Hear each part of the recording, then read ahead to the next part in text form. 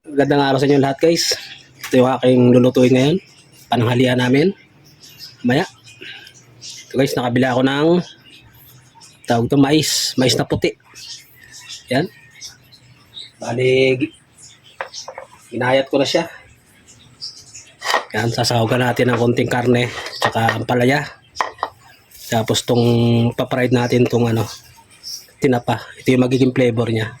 Pipirituhin ko muna itong tinapa para magkaroon ng flavor yung ating gulay. Okay, start na natin.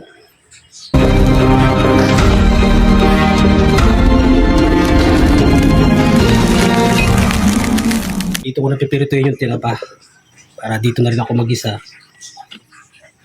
para makuha natin yung flavor ng tinapa.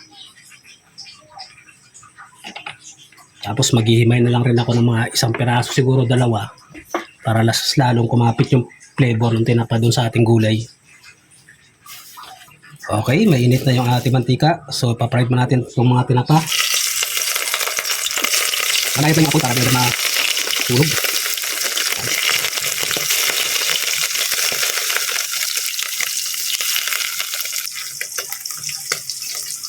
Okay, pwede na natin hanguin yung unang batch na tinapa. May natin tayo isang batch. Ang dalawang piraso. Tapos, kunti lang naman yung mantika. So, hindi na natin babawasan yan. Kagalian nga natin. Unahin natin ang bawang.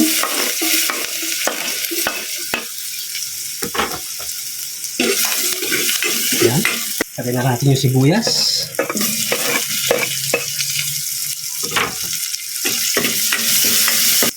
Lagyan natin yung ating ginayat na pirasong karne. Yan.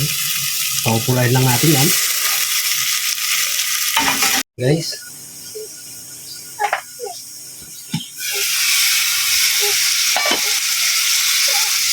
Yan, pwede na yun guys. Pwede na to. Mumula-mula na rin.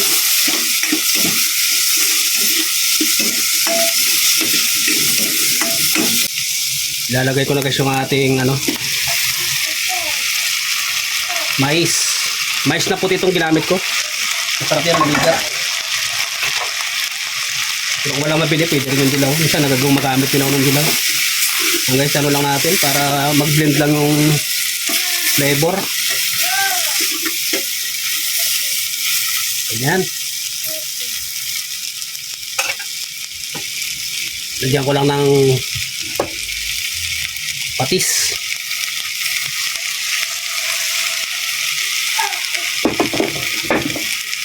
Lagyan mo ito. Bahagyang paminta. Na durog. Kunting-kunting pamintang durog lang. Sabihin natin.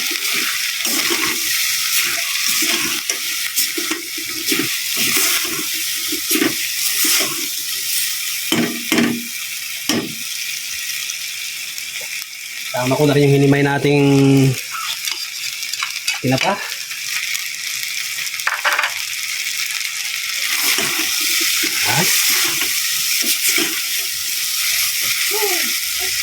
Tsaka ngayon tayo maglalagay ng sabaw.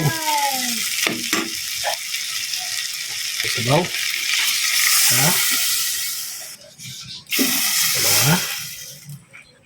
Bali 3 baso yan guys. Nilagay ko. So, kaya natin lumambot yan. Lalagayin yung ating mais. Tingnan lang, check natin lasa para sarap ng kunting tinapa lang nilagay ko pero malasa na yun. Tabang guys, lagyan natin ng maragyang asin. Yan.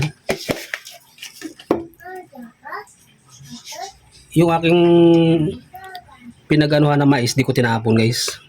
Lalagay natin, kunin lang natin yung lapot niya. Sayang din naman yan. Yan.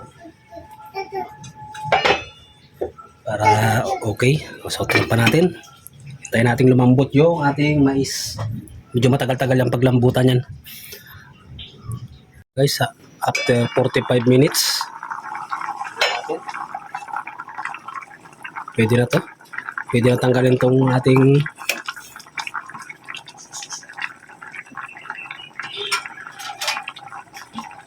tatanggalin ko na to guys. Okay na tong serbisyo niya. Kumatas na yung lasa niyan.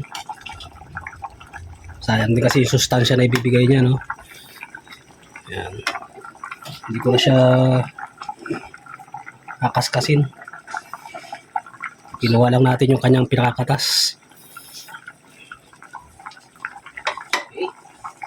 Okay. Tayo. Yan na. Malapot na guys. Okay. Hindi ko naman masyadong masabaw pagka ganito. Gusto ko mga ganyan lang. Oh. Hindi ganong ma-over ang sabaw. Masarap din dito malunggay. Pero mas type ko ngayon guys yung dahon ng ampalaya. Okay, sapaw na natin to.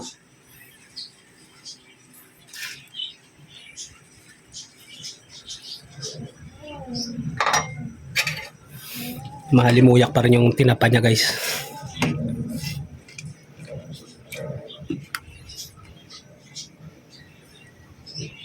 Pinaka-amoy niya yung tinapa na prito natin kanina.